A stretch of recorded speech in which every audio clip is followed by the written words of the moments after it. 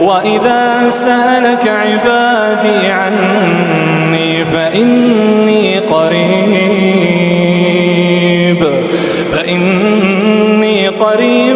أجيب دعوة الداع إذا دعان فليستجيبوا لي وليؤمنوا بي